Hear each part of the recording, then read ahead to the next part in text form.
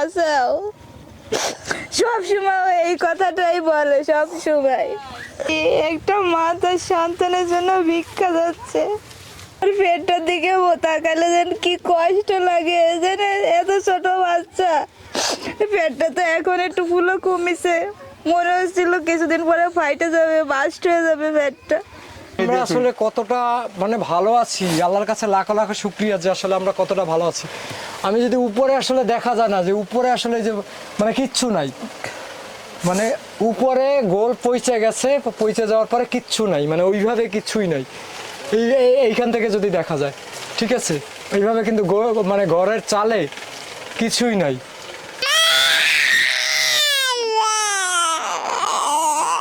কান্দে না।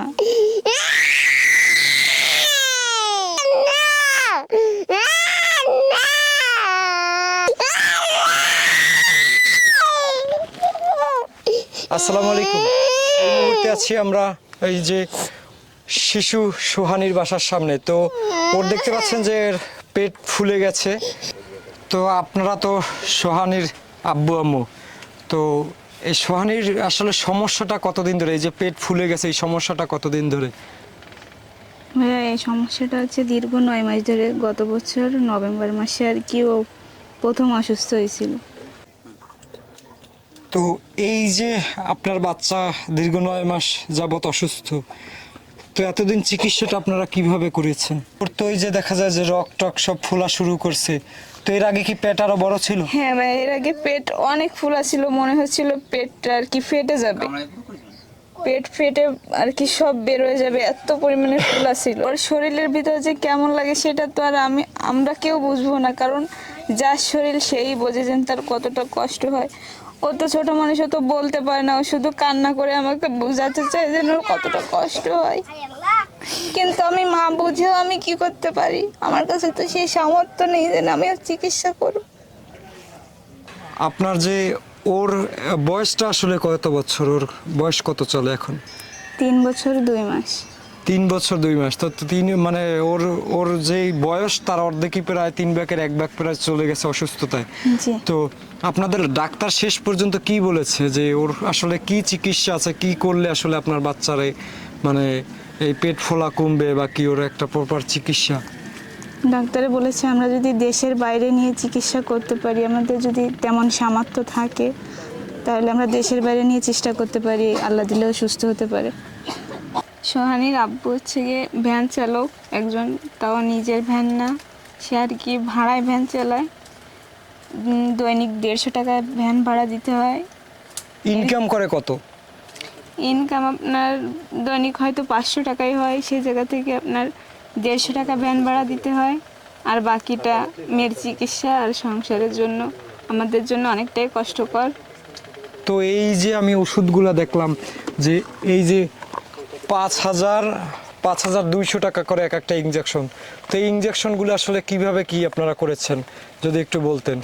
যে এই ইনজেকশন তো সহজে আপনাদের এই ভ্যান চালাইয়া তো সহজে আসলে কিনতে পারার কথা না, এখানে অনেকগুলো আসলে ইনজেকশন আছে, ওষুধ আছে, তো এখানে এইগুলা মানে এখন এই এত দামি ইনজেকশন আপনারা কিভাবে আসলে ম্যানেজ করছেন? ভাই আমরা এই আমার মেয়ের ছবিটা নিয়ে আর কি অনেকের কাছে সাহায্য চাইছিলাম, তারা সাহায্য করছিল, এই জন্য এই ইঞ্জেকশনগুলো কিনে এতদিন চিকিৎসা চালাইতে পারছি।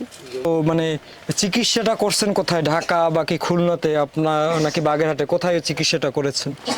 আমরা খুলনা মেডিকেলে চিকিৎসাটা চালাচ্ছিলাম, এর মাঝে আন্দোলনের সময় আমাদের ঢাকায় রেফার করা হয়েছিল, কিন্তু ঢাকায় আমরা 18 দিন আসছিলাম, চিকিৎসা চালাতে পারছিলাম না, এই জন্য ঢাকা থেকে আবার চলে আসছিলাম। এই ইনজেকশনগুলো কি প্রত্যেক দিন দিতে হয়? জি ভাই, এই ইঞ্জেকশনটা দিলে ওর পেটের ফোলাটা কমে, আর যদি এটা দিতে না পারে তাহলে ধীরে ধীরে পেট অনেক ফুলে যায়। সাহায্য করে আমার ছেলের জন্য বাইরে নিয়ে চিকিৎসা করতে পারি, সবার কাছে হাত ধরে করতেছি। আমার বাচ্চারা একটু সাহায্য করেন, আমার বাচ্চারা একটু বাইরের দেশে নিয়ে যাই চিকিৎসা করতে পারি, আমার বাচ্চারা আমার কোনো থাকে, আমার একটু সাহায্য করেন ভাই। মানে আপনি ওরে সান্ত্বনা কিভাবে দেন? ও যে এই যে যন্ত্রণায় কান্নাকাটি করে, আপনি সান্ত্বনাটা কিভাবে দেন? আমি বলি আম্মু তুমি এখন এটা খাও, আমি তোমার একদিন তোমার ভালো খাবার খাওয়াবো, আমি তোমার ডিম খাওয়াবো, আমি তোমার মাছ খাওয়াবো, এখন তোমার যেটা দিচ্ছি তুমি সেটা খাও। এটা খেয়ে তুমি সুস্থ হও, এটা খেয়ে ওষুধ খাও। ও খাইতে চায় না, তারপরেও আমার জোর করে খাওয়াইতে হয়। এখন না খাওয়ায় তো আমি ওকে ওষুধ খাওয়াতে পারি না, ওকে মিথ্যা সান্ত্বনা দিই, মিথ্যা আশা দিই। কারণ ওকে আমি ভালো খাবার খাওয়াতে গেলে আমি ওষুধ কিনতে পারি না, আমি ইঞ্জেকশন কিনতে পারি না। ঝড় বন্যা আসলে কিভাবে এই ঘরে থাকেন? গরম জলমার আসলে দেখা গেলো বাতাস বর্ষার সমস্যা আসলে একটা কাগজ আছে, কাগজটা রাতে মুড়ি দিয়ে শুয়ে থাকি। যা আর পানি এই পানি যে ঘর তো সব পচে গেছে, এখান থেকে তো পানি সব কিছু। জি ভাইয়া, এই দিনের বেলা বসা যায় না, দিনের বেলা রোদ পড়ে ভিতরে। সারাদিন কষ্ট ক্লাস করে আসে, চাই চিনতে এসে গাড়ি ঘোড়া চালাই এসে রাত্রে একটু শুতেও পারি না। বৃষ্টি হলে টুবলা টুবলি নিয়ে গুছাই মেরে নিয়ে বসে থাকতে এক জায়গায়। এমন কত রাত চলে গেছে, শুতে পারি নাই, সারা রাত বৃষ্টি। আপনার যে মানে আপনাদের আমাদের সরকার থেকে তো কিছু ঘর দেওয়া হয়, সেই কি কোনো ঘরও পান না? না ভাইয়া, সেই তরফ থেকে কোনো ঘর পাই নাই। ওর কি এই যে নাক মুখ দেখা যায় চোখ ফোলা, এটা কি চোখ ফুলে যায় এরকম? জি ভাইয়া, এই তো ইঞ্জেকশন করা হয়েছে বুঝলে একটু চোখ একালে চোখ পুরো বুঝে যায়। সই মানে টল টলাচ্ছে ফানি, মানে কুয়াটা ফানি মোটে জম টল টলায় মরে। কান্নাকাটির সময় বলে যে নির্দিষ্ট কোনো জায়গায় ব্যথা কিনা? জি, আমার মেয়ে কান্না করার সময় করলাম ফেট হত্যা করতে চাই, মরে যাবো এভাবে কান্দে। সে এখন আমার বুকটা ফাইটে যায়, কি করো বাবা, আমি সহ্য করতে পারি না আমি।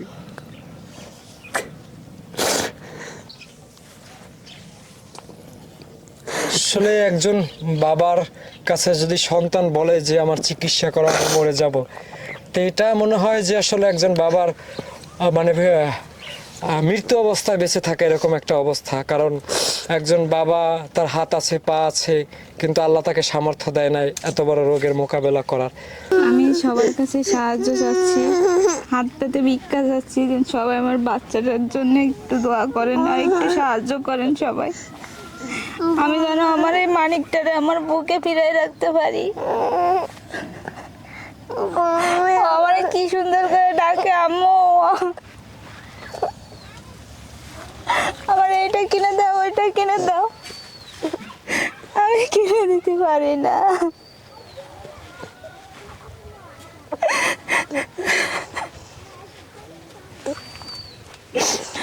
আপনাদের কাছে আমার একটাই চাওয়া, যেন আপনারা সবাই সাহায্য করেন। আমার কলিজা পাখি যেন আমার কোলেই থাকতে পারে, আমার যেন সারা জীবন মা বলে ডাকতে পারে। আল্লাহ আমার হায়ার টুক নিয়ে যেন আমার সন্তানকে হায়ার টুক দান করে, এটুকুই চাই আপনাদের কাছে, আর কিচ্ছু চাই না। আমি আপনাদের কাছে আঁচল পেতে ভিক্ষা যাচ্ছি, একটা মা তার সন্তানের জন্য ভিক্ষা যাচ্ছে। আপনারা সবাই আমার সাহায্য করেন, আমি যেন আমার মেয়েটাকে আমার কাছে সারা জীবন রাখতে পারি, আল্লাহ যেন ওকে সুস্থতা দান করে। আপনারা সবাই একটু সাহায্য করেন আমারে। এখন আপনার বাচ্চারে কি আপনি মানে ডাক্তার বলছে দেশের বাইরে নিয়ে যেতে? জি। কত টাকা লাগতে পারে আপনার বাচ্চার চিকিৎসার জন্য? 6-7 লাখ তো আনুমানিক লাগতেই পারে। আমরা আপনার বাচ্চাও দেখা যায় আপনার কান্না দেখে কান্না করতেছে। হ্যাঁ, ও সব সময় বলে আম্মু তুমি কাঁদো না।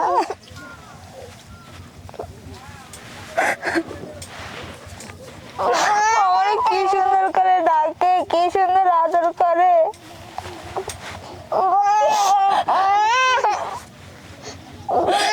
আল্লাহর কাছে বলি, আল্লাহ তুমি আমারই নিয়ে যে আমার সন্তানটাকে রেখে যাও আল্লাহ। ওর কষ্ট আমি আর সহ্য করতে পারি না। একটা বছর আমি যে কি করেছি যেটা আমি জানি আর আল্লাহ জানে, কারণ আমি বলে বোঝাতে পারবো না এই কষ্টের কথা। রাত নেই, দিন নেই, আমি সারা রাত ওর জন্য বসে রয়েছি। আমি ছটফট করেছি, ও যেমন ছটফট করেছে।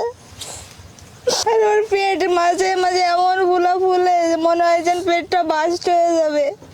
5,000 টাকা দামের একটা ইঞ্জেকশন দেওয়া লাগে। আমি কোন জায়গায় পাবো এত টাকা? কিভাবে তো আমি করবো চিকিৎসা? আপনারা সবাই একটু সাহায্য করেন, আপনারা এই মাসুম বাচ্চাটার দিকে একটু তাকায় সাহায্য করেন। একটা মার কোলে তার সন্তানকে ফিরিয়ে দেন আপনারা। আমার স্বামী সেও অনেক কষ্ট করে তার সন্তানের জন্য, সারাদিন মানুষের দুয়ারে দুয়ারে হাত পাতে 1 টাকা 2 টাকার জন্য। রাত হলে সে ভ্যান চালায়, যে 50 টাকা 100 টাকা যাই হোক আমার মেয়ের চিকিৎসার জন্য লাগবে।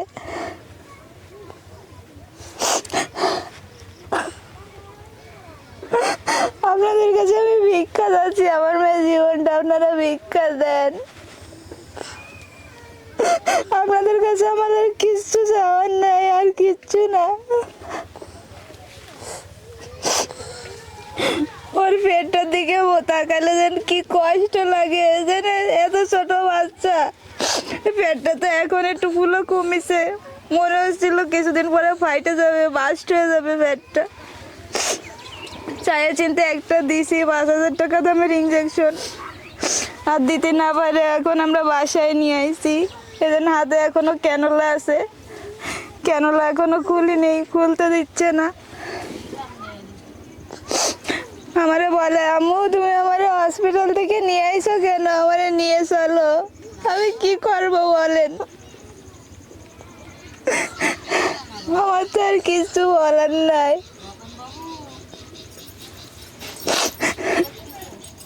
ও কি কথা বলতে পারে? ও সব কথাই বলতে পারে, কি সুন্দর টিয়া পাখির মতো ডাকে, আম্মু আমার এটা কিনে দাও, আম্মু আমার এটা কিনে দাও। আমি তো কিনে দিতে পারি না, আমার তো সেই সামর্থ্য নেই। আরো শুধু বলে আম্মু আমি মরে যাবো, আম্মু আমি মরে যাবো, আল্লাহ তুমি আমাকে বাঁচাও, আল্লাহ তুমি আমাকে বাঁচাও। সব সময় এই কথাটাই বলে, সব সময় সবসময় বলে আল্লাহ তুমি আমাকে বাঁচাও। আপনারা যদি সবাই সাহায্য করেন তাহলে হয়তো আল্লাহ আপনাদের দোয়ায় আমার সন্তানকে বাঁচাই দেবে। আপনারা সবাই একটু সাহায্য করেন। এখন আপনার বাচ্চার চিকিৎসার জন্য দেশের বাইরে নিয়ে যাওয়ার জন্য আপনার কি পরিমাণে টাকা পয়সা লাগতে পারে, আর কি কতটুকু টাকা পয়সা আপনাদের কাছে আছে? আমাদের কাছে এখন কিচ্ছু নাই, একটা টাকাও নাই আমাদের কাছে। আমাদের কাছে যা ছিল সব শেষ, আমরা এখন ফকির হয়ে গেছি, আমাদের চিকিৎসা চালানোর মতন কোনো সামর্থ্য নেই। এখন দেশের বাইরে গেলে ডাক্তার কি বলছে কত টাকার মতো লাগতে পারে? 6-7 লাখ টাকার মতন লাগতে পারে বলেছে। ঘরের অবস্থাটা কি, ভিতরে একটু এসে দেখেন কি অবস্থা, কিছু তাই আমরা না দেখলে বুঝবেন না। এই জন্য এই পুতনি নিয়ে এরকম থাকি, এই ধরেন পানি বাঁধানো, এই টুঙ্গা টুঙ্গি দিয়ে তাই কি খাবো কি আরবো, ওষুধ কিনবো কোন জায়গাতে আমরা কিচ্ছু পারতেছি না। দেখছেন কি পানি বাঁধানো, এই সমস্ত জায়গায় এরকম পানি দেন, একটু চাল নাই নাই কিছু নাই, একদম কিছু নাই, একদম একদম কিছু নাই আমাদের, এটা দেন। আর এই ভূতনির দেন একটু অবস্থা এই শুয়ে তাই কাগজ মরি দিয়ে ডেয়ে থাকতে হয়, ডেয়ে তুতি হয়। কি করবো আমরা, অবস্থা দেন একটু কিছু নেই। আর এই রাত দিন এরকম শুয়ে তাই এখানে কি আরবো, ওষুধও আনতে পারি না।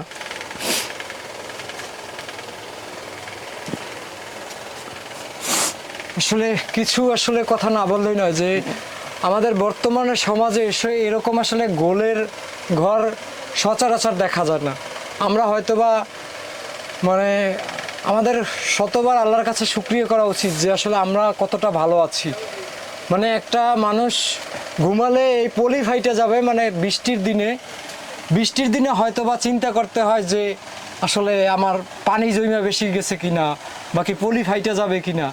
মানে একটা মানুষের ঘুমানোর মধ্যেও এইসব চিন্তা ভাবনা করতে হয় যে আসলে আমার পলি ফেটে বাচ্চার উপরে পানি পড়বে কিনা, বাকি আমাদের উপরে পানি পড়বে কিনা। তাহলে মানুষ আসলে কত প্রকারে আসলে অসহায় আছে। দেন ওই কাগজ তুইছি, ওই বর্ষা আসলে ওই কাগজ টাইনে দিয়ে তুই গার বাদ দে, এ দিয়ে তো আছে তোমার কাগজ টাইনে আমরা দিয়ে। আসলে কতটা মানে ভালো আছি, আল্লাহর কাছে লাখ লাখ শুকরিয়া যে আসলে আমরা কতটা ভালো আছি। আমি যদি উপরে আসলে দেখা যায় না যে উপরে আসলে যে মানে কিচ্ছু নাই, মানে উপরে গোল পৌঁছে গেছে, পৌঁছে যাওয়ার পরে কিচ্ছু নাই, মানে ওইভাবে কিচ্ছুই নাই এইখান থেকে যদি দেখা যায়, ঠিক আছে। এইভাবে কিন্তু মানে ঘরের চালে কিছুই নাই। ঘরের চালে যে দেখা যাচ্ছে যে ঘরের চালের উপরে আসলে পলি, মানে গোলটা পর্যন্ত নাই। মানে এই যদি থাকে তাদের অবস্থা, বাসস্থানের অবস্থা, আগের থেকে একটু ভালোভাবে জীবনযাপনের করার আশা আমরা করতে পারি। কিন্তু মানুষ হিসেবে আসলে যখন অসহায় করে আসলে পাঠায়, বাকি একটা মানুষের ইনকামের যখন আসলে সম্পূর্ণ খরচটা যখন এরকম অসহায় আসলে বাচ্চার চিকিৎসার জন্য যখন খরচ হয়ে যায়, এই যে কটা ভাত দেখেন, ডিম খাওয়াতে কইছে, ফল খাওয়াতে কইছে, আপনি কি আর যা কামে করেছি ইনভেশন করতে হবে, এতে হবে, এদের একটু শাক পাতা নেওয়াইছি, আমি এদের খাচ্ছি। ওরা যা খাওয়াতে বলছে আমরা তা খাওয়াতে পারি না, কি দিয়ে খাওয়াবো আমরা? যে টাকা পয়সা যার দরকার আমরা খাওয়ানো কোনো ক্যাপাসিটি আমাদের নেই। নেও নেও, ওষুধ খেতে হবে, ওষুধ না খেলে তুমি সুস্থ হবা কিভাবে? আসো, হাতে ব্যথা লাগবে, হাতে ব্যথা লাগবে, আসো আসো আসো আসো আমার পাখি, আসো আসো। ডাল ভাত খাইতে চায় না? না, ডাল ভাত খাইতে চায় না। যে আপনারা তো এই এলাকার স্বেচ্ছাসেবী, তো এই পরিবারটার সাথে আপনাদের কিভাবে যোগাযোগ হলো যে আপনারা যে এই যে ওর জন্য পরিশ্রম করে যাচ্ছেন দিনের পর দিন, তো ওদের সাথে আসলে পরিচয়টা কিভাবে? আমাদের পরিচয়টা হচ্ছে যে আমাদের কাছে দীর্ঘ 1 মাস আগে আসছিল যে এরকম সমস্যা, যে ছবি নিয়ে আসছিল যে ভাই আপনাদের তো একটা স্বেচ্ছাসেবী সংগঠন আছে, আপনারা তো মানুষকে বিভিন্ন সাহায্য সহযোগিতা করে থাকেন, সেক্ষেত্রে আমার বাচ্চাটার তো অবস্থা খুব খারাপ, আপনারা যদি একটু সাহায্য করতে পারতেন ভালো হইতো। তো আমরা দেখলাম আসলে যে অবস্থা খুবই সিরিয়াস, যে পেটের যে অবস্থা, তারপরে ওনার বাস্তবে প্র্যাকটিক্যাল দেখলে বোঝা যায় যে কী অবস্থা, যে কান্নাকাটি করে সব সময়। এটা দেখে আসলে সবারই মায়া লাগে। আমাদের এলাকায় বা আশেপাশে স্কুল কলেজ মাদ্রাসা যেগুলো ছিল, আমরা যে স্বেচ্ছাসেবী সংগঠন ছিলাম, সংগঠনের যে সদস্য ছিল প্রায় সবাই কম বেশি নিজেরা আর্থিকভাবে ডোনেট করছে, তারপরে মানুষের কাছ থেকে টাকা উঠায় নিয়ে তারপরে এদেরকে ট্রিটমেন্টের জন্য দিছে। অনেক টাকা খরচ হচ্ছে, প্রায় প্রতিদিনই ইনজেকশন দেওয়া লাগে, না হলে তো আবার কান্নাকাটি করে, এই পেট ফুলে যদি ওঠে। আপনারা যদি মানে একটু সহানুভূতির হাত না বাড়িয়ে দিতেন, হয়তো বা এই পরিবারটা তো ইনজেকশনগুলোই কিনতে পারতো না। ওনাদের চাল কিনে খাওয়ার মতো ক্যাপাসিটি নেই। আমি যতটুকু দেখলাম যে ঘরের অবস্থা মানে পলিটাও ঠিক মতো নাই, মানে ঘরের জি মধ্যে জি, পানি মানে বর্ষা বাইরে পড়ার আগে ভিতরে পড়ে, গোলের যে অবস্থা, মানে এমন অবস্থায় আছে বর্ষা যদি পড়ে তা বাইরে পড়ার আগে ভিতরে পড়ে। আর আপনারা তো দেখলেন না যে আপনার বাচ্চারা যে অবস্থা এই ছবিতে আছে, আর বাচ্চাকে তো দেখা গেছে বাচ্চার যে কন্ডিশন, মনে করেন যে এই ইনজেকশনটা না দিতে পারলে সমস্ত শরীর ফুলে যায়, মনে হয় যে একটা ফুটবলের মতো। মানে ওর মা বাপ যে কি কষ্টে আছে এটা আসলে বলার মতো না। আমাদের আপনারা বাস্তবে বাচ্চাটার যে কি অবস্থা আছে, কি কষ্টে আছে আপনারা দেখতে পাচ্ছেন, তার একটা ছবি এই সামনে আছে। তো আমরা আছি হচ্ছে বর্তমানে এই বাচ্চার বাসা হচ্ছে বাগেরহাট জেলার রামপাল থানার ঝনঝনিয়া গ্রামের চর এলাকায় আর কি, যে চর সরকারি যে চর আর কি, সেই চর এলাকায় ওনারা বাসা। তো আপনারা এলাকা সহ যে যেখান থেকে দেখতেছেন প্রবাসী ভাইরা যারা আছেন, যারা আপনারা এরকম সাহায্য সহযোগিতা করে থাকেন, আপনাদের কাছে অনুরোধ জানাবো যে আপনারা এই বাচ্চাটার পাশে দাঁড়ান। আমরা যতদূর পারি চেষ্টা করছি, আমাদের হাতে যখন নাই তখন আপনাদের দ্বার প্রান্তে এসে দাঁড়াইছি। আপনারা একটু সাহায্য করেন যাতে বাচ্চাটা অন্তত পৃথিবীতে বেঁচে থাকতে পারে, সুচিকিৎসা হয়, স্বাভাবিক জীবনযাপন করতে পারে। আপনাদের কাছে আহ্বান, আমাদের সামান্যতম অল্প অল্প ক্ষুদ্র ক্ষুদ্র দান আসলে এই শিশুটার চিকিৎসার ব্যবস্থা হতে পারে, শিশুটার মানে সুস্থ হয়ে হয়তো বা মা বাবার কোলে আবার ফিরে আসতে পারে। মানে ওর বাবার সামর্থ্য দেখেছেন, ওদের ঘরের অবস্থা দেখেছেন, যে একটা ঘর থেকে আসলে পানি পড়ে, টিন থেকে, মানে টিনও নাই, কাগজের পলির মধ্যে পানি ঝুলে আছে। এর আগে আপনারা সিরাজগঞ্জের শিশু ইউসুফের যে পেট ফুলে গিয়েছিল, তার জন্য আমার কাছে 7 লক্ষ টাকা পাঠিয়েছিলেন, ইন্ডিয়াতে নিয়ে যাওয়ার কথা ছিল। তো তারপরে ইসরাফিলের চিকিৎসার জন্য, যে নোয়াখালীর পেট বড় হয়ে গেছে, অপারেশনের জন্য আসলে 10 লাখ টাকা দিয়েছিলেন। তার আসলে চিকিৎসা পাওয়ার অধিকার আছে, 2 বেলা 2 মুঠো খাবারের অধিকার আছে। এই যে মানে এটা কিন্তু আসলে আমাদের পরীক্ষা করতেছে আল্লাহ তাআলা কন্যা সন্তান, বৃষ্টি, রোগ, এগুলো আসলে মানে খুশি হয়ে বান্দাকে দেয়। কিন্তু একটা সন্তান যদি আসলে মা বাবার কোলে মানে পেট ফেটে মৃত্যুবরণ করে, এটা আসলে মা বাবা কিভাবে মেনে নেয়? সারা জীবন হয়তো বা তারা মানে যে সামর্থ্য নাই বাকি বাচ্চার চিকিৎসা করতে পারে না, এইটার কারণে বোধহয় অপরাধী হিসেবে তাদের মনের মধ্যে একটা সংকোচ আসলে থেকে যায়। আপনি তো মানে এলাকার যে লাখপতি বা কি কোটিপতি আছে তাদের কাছে কখনো গিয়েছিলেন বাচ্চার চিকিৎসার জন্য? গেছি। সাহায্য পেয়েছেন? সাহায্য বলে দিছে 500 টাকা দিছে, বড় জোর 200 টাকা, এরকম। মানে লাখপতি কোটিপতি ওনারা 500 টাকা 200 টাকা দিয়েছে। জি। তো সর্বোচ্চ আপনার বাচ্চার জন্য আপনি আমাকে একুরেট বলেন যে সর্বোচ্চ কত টাকা একজন মানুষের থেকে সাহায্য পেয়েছেন? সর্বোচ্চ এক মাসের মধ্যে একজনের 2000 টাকা দিছিল। 2000 টাকা সর্বোচ্চ? জি। এত সামর্থ্যবান মানুষ, এত টাকা আমাদের পাচার হয়, এত টাকা আমাদের আসলে বাজে খরচা হয়, কিন্তু এই বাচ্চাটা যদি আসলে কিয়ামতের দিনে দাবি করে যে আমার চিকিৎসা হয়নি বা কি আমার খাবারের অভাবটা আমি পাইছি, মানুষ আমার একটু মানে নিরাপদ একটা আশ্রয়, মানে ঘুমের ঘরে, তাদের ঘরের অবস্থা দেখছেন, মানে ঘুমের ঘরেও হয়তো বা বাবা মার কোলে নিয়ে বৃষ্টি নামলে বসে থাকতে হয়, এমন একটা অবস্থা। তো বাসস্থানের ব্যবস্থা হয়নি, চিকিৎসার ব্যবস্থা নেই, এইসব যদি আসলে দাবি করে, আমরা আসলে কখনোই মানে এই দায়িত্বটা এড়াই যেতে পারবো না যে আসলে আমরা কেন করি নাই। চিকিৎসা করায় আমাদের সমাজে কিন্তু প্রচুর চিকিৎসা হয়, আমাদের সমাজে কিন্তু পশুর প্রতি মানুষের ভালোবাসা, বিড়াল কোলে নিয়ে কিন্তু আমাদের সমাজে ঘুমানো হয় বিছানার মধ্যে, যে কোটিপতির ড্রয়িং রুমে বাকি বেডরুমে আসলে বিছানায় কুকুর বিড়াল আসলে স্থান পায়, কিন্তু এই সমস্ত মানুষ, অসহায় মানুষ আসলে এদের মতো বাচ্চা আসলে সাহায্য পায় না, এদের মতো মানুষের জন্য আসলে কেউ এগিয়ে আসে না। একটা কোটিপতি, একটা লাখপতি একটা কুকুরের পিছনে, খাবারের পিছনে যেই টাকা বছরে খরচ করে, এই টাকাটা আসলে ওনার বাচ্চার চিকিৎসার জন্য এই টাকা মনে হয় প্রয়োজনও নাই। 5টা কোটিপতির কুকুরের খাবার, বিড়ালের খাবার থেকে ওনার বাচ্চার চিকিৎসা হওয়া সম্ভব, আমি আমার জায়গা থেকে মনে করি। কারণ আমরা আসলে কুকুরের প্রতি, বিড়ালের প্রতি এতই সহানুভূতি, পাখির প্রতি, আসলে মানুষের প্রতি আমাদের সহানুভূতিটা হারিয়ে গেছে। মনসত্বর আসলে একটু জাগ্রত হওয়া উচিত, একটু মানে মানবিক জায়গা থেকে আমাদের সবার এগিয়ে আসা উচিত। কারণ এরকম একটা বাচ্চা আমাদের সমাজে যদি মানে হাঁস মুরগির পা ভেঙে গেলে হলুদের গুঁড়া দিয়ে ট্রিটমেন্ট করা হয়, আর সে একটা মানুষ, মাসুম বাচ্চা, কিছু বলতে পারে না, ঠিক আছে, আমরা হয়তো বা হাঁস মুরগি ডিম দিবে সেই আশায় তার চিকিৎসা করাই, কিন্তু এই শিশুটা যদি সুস্থ হয়ে যায়, এই শিশুটাকে দিয়ে পরবর্তী প্রজন্মে কত বড় একটা কাজ হতে পারে সেটা আমরা কখনোই কল্পনাই করি আমি না। বাচ্চারা কিভাবে চিকিৎসা করবো? যে বাচ্চারা যে ছটফট করে, আমি তো বাপ, আমার তো আর সহ্য হয় না, যার নাই পারে না, পেটে ব্যথায় চিল্লাই সারা রাত, কি করবো ভাই? আমি সত্যি করি না, বাপ তো আমার কাছে 2 হাত পাতেছি, আমার কাছে সাহায্য করে না, আমার বাচ্চাদের চিকিৎসা করাতে পারি। আর সে কাছে আমার মেয়ের জন্য দোয়া চাচ্ছি, আমার মেয়ের জন্য একটু দোয়া করে দিয়ে আল্লাহ তাআলা মেয়েটা সুস্থ করে দিই। আসলে আপনারা বিগত দিনে 1.5 মাসের ব্যবধানে 2টা শিশুর জন্য আমার কাছে চিকিৎসার জন্য সাহায্য পাঠিয়েছিলেন প্রায় 17 লক্ষ প্লাস টাকা। তো এই যে 17 লক্ষ টাকা আপনারা সাহায্য পাঠিয়েছেন, কেউ কিন্তু 1 লাখ টাকা 2 লাখ টাকা এরকম সাহায্য করে না সবাই। তো 5 টাকা 2 টাকা 10 টাকা 100 টাকা 1000 টাকা 500 টাকা 5000 টাকা 10,000 টাকা এরকম সংখ্যাগুলো মিলেই কিন্তু 17 লক্ষ প্লাস টাকা হয়েছে, আপনারা 1.5 মাসের ব্যবধানে পাঠিয়েছেন। তো আপনারা যদি আপনাদের জায়গা থেকে সামান্য মানে